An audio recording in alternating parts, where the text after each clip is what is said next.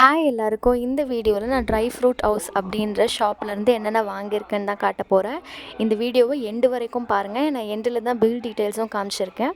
உங்களுக்கு ஏதாவது டவுட்ஸ் ஏதாவது இருந்ததுன்னா கமெண்ட்டில் சொல்லுங்கள், நான் கண்டிப்பாக ரிப்ளை பண்ணுறேன்.